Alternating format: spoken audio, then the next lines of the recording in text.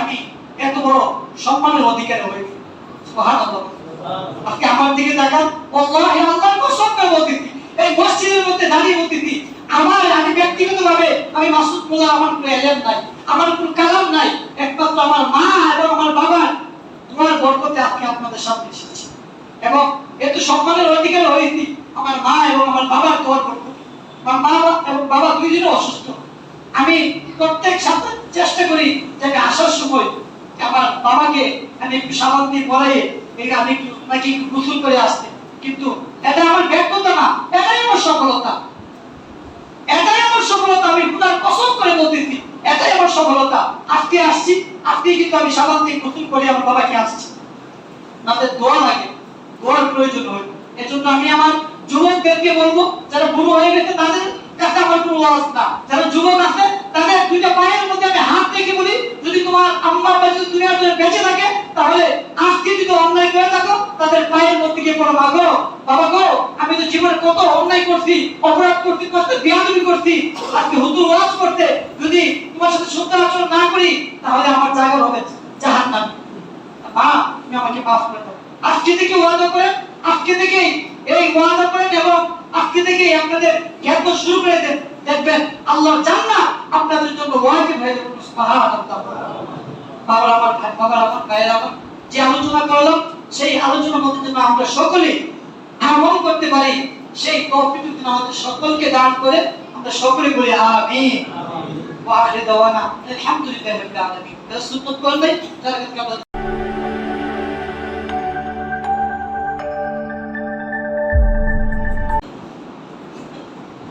এখন আসুন, যাদের মা বাবা দুনিয়ার জমিনে নাই,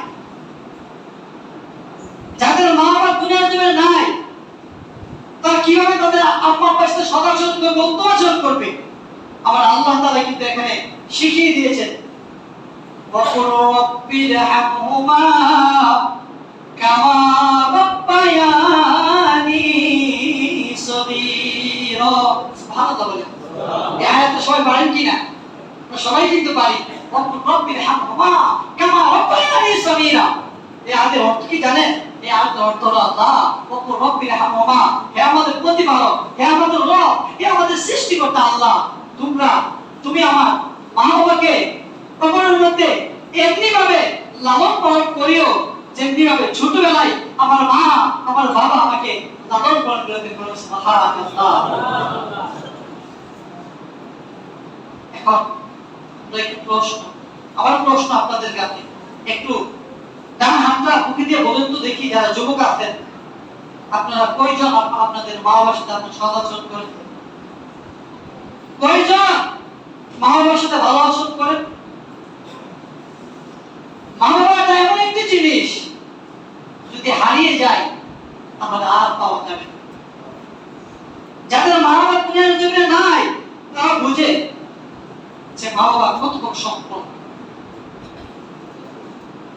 আমার রাসূল বলেন, একদিন আমার সাহাবায়ে কেরামকে আমার রাসূল বলতেছেন, হ্যাঁ সাহাবায়ে কেরাম, তোমরা তোমাদের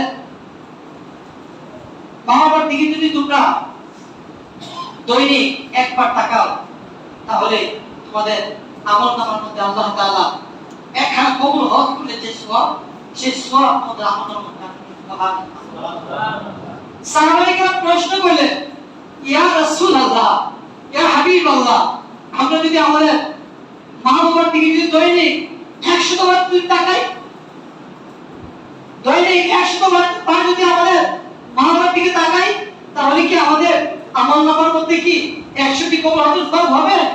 আমার রাসূল বলেন, হ্যাঁ, তোমরা যদি দৈনিক 100 বার যদি তোমাদের মা বাবার দিকে যদি তোমরা সুন্দর মানে ভালোবাসার যদি মহব্বতের যদি তাকাও, তাহলে তোমাদের প্রত্যেকের আমলনামার মধ্যে 100 কবুল হজ করলে যে সওয়াব, সেই সওয়াব তোমাদের আমলনামার মধ্যে আল্লাহ তাআলা দান করবেন। সুবহানাল্লাহ। এই হলো আমাদের মা। দুনিয়ার জমিনে কার দিকে তাকাইলে আপনার আমলনামার মধ্যে সওয়াব হবে? অন্য কোনো তোমার স্ত্রীর দিকে তাকাইলে না, সন্তানের দিকে তাকাইলে না, সওয়াব হবে যাদের মা বাবা দুনিয়ার জন্য বেঁচে আছেন, তাদের দিকে যদি আমরা দৈনিক 100 বার তাকাই, তাহলে 100 বারই কবুল হবে। না আসুন না, আমরা তো অনেকে হজ করতে পারি না, তাহলে আমাদের মা বাবার দিকে আমরা বেশি বেশি তাকাই না। এটা তো রাসূলের হাদিস, বুখারী ও মুসলিমের হাদিস। এটা দুইটা হাদিসের মধ্যে এবং দুইটা riwayat-এর মধ্যে এটা এসেছে, বুখারী এবং মুসলিম দুই জায়গার মধ্যে এটা আসছে। আসলে দেখা যায় আমাদের সমাজ ধ্বংস হয়ে গেছে। আমাদের সন্তানরা মদের সাথে সম্পৃক্ত, জুয়ার সাথে সম্পৃক্ত, নেশার সাথে সম্পৃক্ত, ইয়াবার সাথে সম্পৃক্ত, জঙ্গিবাদীর সাথে সম্পৃক্ত। তার জন্য আমাদের সমাজে আজকে মা বাবারা অপমানিত হচ্ছে, লাঞ্ছিত হচ্ছে। ঠিক কিনা? জোরে বলুন না, ঠিক কিনা? আপনাদের সমাজে আছে কি জানি না, কিন্তু আমাদের সমাজে অসংখ্য আছে। নেশার টাকা জোগাড় করতে না পেরে মা বাবাকে গিয়ে অত্যাচার করতে, মা বাবার সাথে গিয়ে খারাপ আচরণ করতে, এরকম ছেলে অহরহ করতেছে। যারা চেয়ারম্যান আজকে আমাদের মসজিদে উপস্থিত আছেন, অত্র ইউনিয়নের সম্মানিত চেয়ারম্যান, ওনাদের কাছে প্রায় সময় মানে এইরকম অভিযোগ নিয়ে যায়, চেয়ারম্যান সাহেব আমার এই ছেলেরা তো আমার কথা শুনে না, আমার সন্তান তো আমার কথা শুনে না, এরকম অভিযোগ ওনাদের কাছে যায়। আমরা যারা ইমাম সাহেব আছি, আমাদের কাছেও অনেক সময় এরকম অভিযোগ আসে। আমরা কি বলবো? আমরা আমাদের দোয়া ছাড়া আর কিছু করার নেই।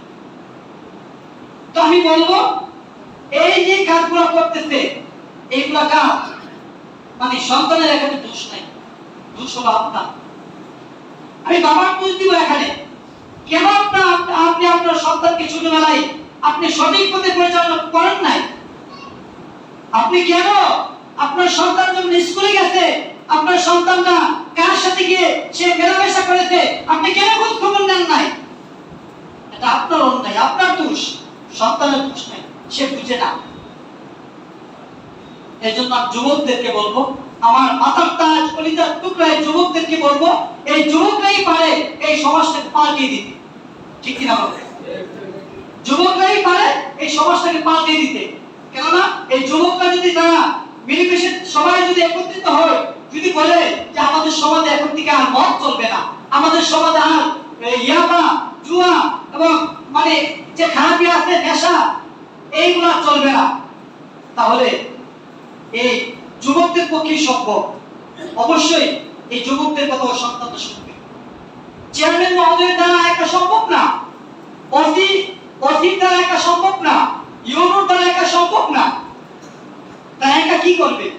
কিন্তু আমরা নিজেরা সতর্ক হতে হবে এবং আমার যুবকরা আপনারা সতর্ক হতে হবে। আপনারা সঠিক পথে চলবেন, আপনাদের পাড়া প্রতিবেশী যারা আছে তাদেরকে আপনারা সুন্দরভাবে সুন্দর পথে যেন তারা পরিচালিত হয় সেদিকে আপনারা খেয়াল রাখবেন। এখন আসুন আমরা আমাদের মা বাবার ক্ষেত্রে আমরা কতটুকু করতে পারি। আমার রাসূল বলেন, ওমা জান্নাতুকা ওমা নারুকা, তোমার মা তোমার জন্য জান্নাত এবং তোমার মা তোমার জন্য জাহান্নাম। আমরা বলবো, হে বারে রাহিয়ে ইয়া আল্লাহ, এবং রাসূলকে প্রশ্ন ইয়া রাসূলুল্লাহ, একটু আগে বললেন মাও তোমার জন্য জান্নাত, আবার জাহান্নাম কিভাবে?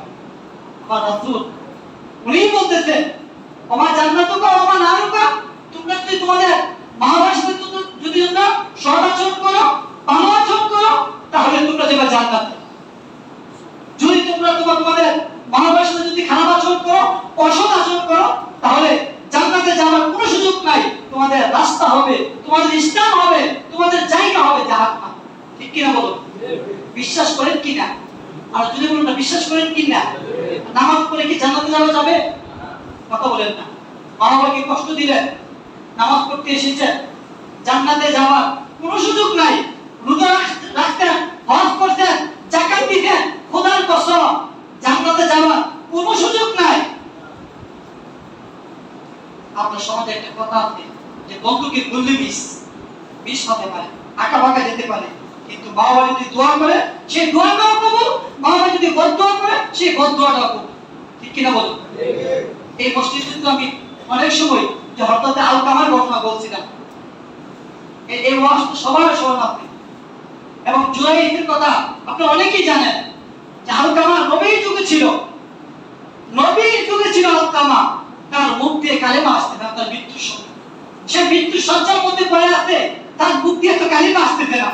সাহাবায়ে কেরাম দৌড়তে দৌড়তে আমার রাসূলের দরবারে গেলেন, গিয়ে বললেন, ইয়া রাসূলুল্লাহ, ইয়া হাবিবাল্লাহ, আপনার সাহাবী আলকামা, তার মুখ দিয়ে তো কালেমা আসতেছে না, এখন কি করবো ইয়া রাসূলুল্লাহ? আমার রাসূল বলেন, তোমরা কি দেখো কি বাড়িতে আলকামার মা দুনিয়ার জন্য বেঁচে আছে? সুবহানাল্লাহ। যদি থাকে তাহলে আলকামার মাকে আমার সম্পর্ক দিবা, যে আলকামার মা কি আমার দরবারে আসবে, নাকি আমি রাসূল আলকামার মার বাড়িতে চলে যাব? সাহাবায়ে কেরাম গেলেন আলকামার মার বাড়িতে, গিয়ে দরজার মধ্যে চুকি দিতে, আসসালামু আলাইকুম, আলকামার মা কি দুনিয়া জুড়ে, আলকামার মা কি ঘরের মধ্যে আছেন? আলকামার মা ঘর থেকে বের হলো, আপনারা কেন আমার বাড়িতে আসছেন? আপনারা সম্মানিত ব্যক্তিরা। বলতেছেন, আমার রাসূল আপনাকে বলছেন যে আপনি কি রাসূলের দরবারে যাবেন, নাকি রাসূল আপনার ঘরের মধ্যে আসবেন? সুবহানাল্লাহ। আলকামার মা, না, আমি এত বড় বেয়াদব হতে পারি না, আমার রাসূল আমার বাড়িতে আসবেন না, সম্ভব না, বরং আমি চলে আপনাদের সাথে আমি রাসূলের দরবারে চলে যাই। রাসূলের দরবারে যখন গেল, অনেক কম পাওয়া, কিন্তু সময় নাই, সময় সংকীর্ণ। রাসূলের দরবারে যখন গেলেন, বলতেছেন, হে আলকামার মা, আপনার সন্তান আলকামা সে দুনিয়ার জমিনে কিরকম ছিল? আলকামার মা বলতেছেন, সন্তান কিরকম ছিল? মাকে জিজ্ঞাসা করে। কোন মা কি, কোন বাবা কি পারতে বলবে যে আমার সন্তানটা খারাপ? কোন মা ও কিছু বলবে না। বলে, ইয়া রাসূলুল্লাহ, আমার মা তো, আমার আলকামা তো নামাজ পড়তেন, আমার আলকামা তো রোজা রাখতেন, সে সুন্দরভাবে চলতেন। আমার রাসূল আলকামার মাকে দমক দিয়ে বলেন, হে আলকামার মা, তোমার ছেলে কিরকম ছিল আমি সেটা বলি নাই, তোমার সাথে তোমার সন্তান আলকামা কিরকম আচরণ করতো আমি সেটা বলেছি। এই কথা যখন আমার রাসূল বললেন, তখন আলকামার মা তার দুই চোখ দিয়ে ঝর ঝর ঝর ঝর করে পানি পড়তেছে, ঝর ঝর ঝর ঝর করে পানি পড়তেছে, বলতেছে, ইয়া রাসূলুল্লাহ, ইয়া হাবিবাল্লাহ, আমার সন্তান সে অনেক ভালো ছিল, তাকে যখন আমি বিবাহ করাইলাম, বিবাহ করার আগে সে খুব ভালো চলতো, আমার সাথে খুব সুন্দর আচরণ করতো, তাকে যখন আমি বিবাহ করাইলাম, বিবাহ করার পরে তার সব কথা, গোপন কথা তার স্ত্রীর সঙ্গে বলে, এবং সে আমার সাথে এত ভালো আচরণ করে না। আমার রাসূল বলেন, সাহাবায়ে কেরাম, আমার ভুল হয়ে গেছে, তাকে আর কোনো প্রশ্ন করে আমার আর কোনো দরকার নাই, তোমরা লাকড়ির ব্যবস্থা করো, তোমরা লাকড়ি নিয়ে উঠানের মধ্যে লাকড়ি জড়া করো এবং লাকড়ির মধ্যে আগুন ধরাও। যখন সাহাবায়ে কেরাম লাকড়ি বের করলেন, লাকড়ি বের করে যখন আগুন ধরাই দিলেন, মা বলতেছেন, ইয়া রাসূলুল্লাহ, লাকড়ি কেন? আর আমি কিরকম অন্যায় করছি যে লাকড়ির ব্যবস্থা করতে বা আগুন কেন? বলতেছে, হ্যাঁ তোমার মা তোমার ছেলে তোমার সাথে যেরকম আচরণ করেছে, সে এখন তো তোমার সামনে আগুনে পড়বে, যখন ময়দানে হাসরে যখন তাকে উঠানো হবে, তার আমলনামার মধ্যে কোনো নেক নাই, তার শুধু বল, সে ওইখানে সে জাহান্নামে পড়বে। এখন কি করব? এখন তোমার কাছে দুইটা রাস্তা আছে, তুমি কি তাকে মাফ করবা, নাকি তোমার ছেলে আগুনের মধ্যে পড়বে? এখন কোন মায়ের সামনে সন্তান তো জীবনে আগুনের মধ্যে পড়তে পারে না, মা বাবার মনে যতই কষ্ট দেয়, কিন্তু কোনদিন তো আগুনও পড়তে পারে না। বলতে, ইয়া রাসূলুল্লাহ, আমি আপনাকে সাক্ষী রেখে আমি বলতেছি, আমার সন্তান যত অন্যায় করেছে, আমি আপনাকে সাক্ষী রেখে বলতেছি, আমি আমার সব কিছু অন্যায়, আমি তাকে অন্যায় করেছে, আমি সব কিছু আপনাকে সাক্ষী রেখে মাফ করে দেব। বলুন সুবহানাল্লাহ। যখন মা মাফ করে দিলেন, তখন দেখতেছেন আলকামার মুখ দিয়ে আস্তে আস্তে আসতেছেন, লা ইলাহা ইল্লাল্লাহ মুহাম্মাদুর রাসূলুল্লাহ সাল্লাল্লাহু আলাইহি ওয়াসাল্লাম। তো এখন বাবারা আমার, ভাইয়েরা আমার, একটু কি মনটা নরম হয়েছে? একটু কি দেখতে অনেকের চোখ দিয়ে পানি আসতেছে, একটু কি মনটা নরম হয়েছে? তাদের মা বাবা আলোচনা করলে তাদের অন্তরে মায়া লাগে না এবং কষ্ট লাগে না, সে কিরকম সন্তান আমার বুঝে আছে, আমার বুঝে আসে।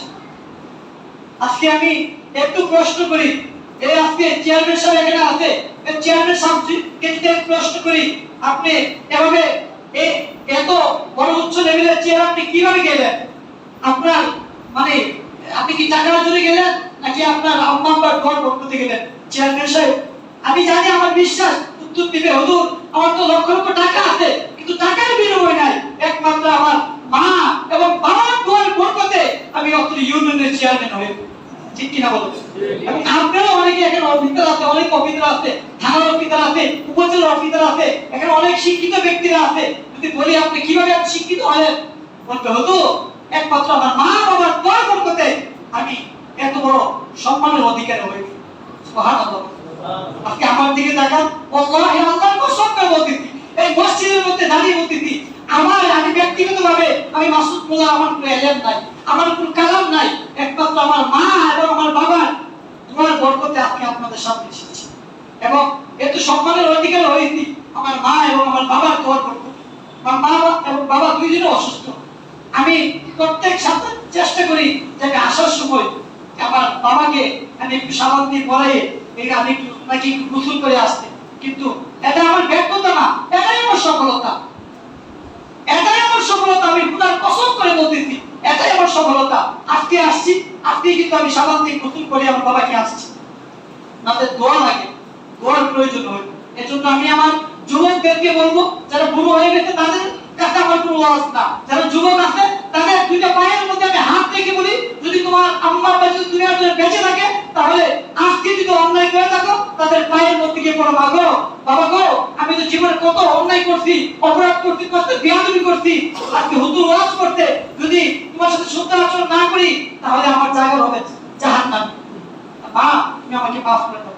আজকে থেকে ওয়াদা করেন, আজকে থেকেই এই ওয়াদা করেন এবং আজকে থেকেই আপনাদের জ্ঞান শুরু করে দেন, দেখবেন আল্লাহর জান্নাত আপনাদের জন্য ওয়াজিব হয়ে যাবে। সুবহানাল্লাহ। বাবার আমার ভাই, বাবার আমার ভাইয়ের আমার, যে আলোচনা করলাম সেই আলোচনার মধ্যে যেন আমরা সকলে আমল করতে পারি, সেই তৌফিক যেন আমাদের সকলকে দান করে। আমরা সকলে বলি আমিন। ওয়া আখির দাওয়ানা আলহামদুলিল্লাহি রাব্বিল আলামিন। সুন্নাত করবে যারা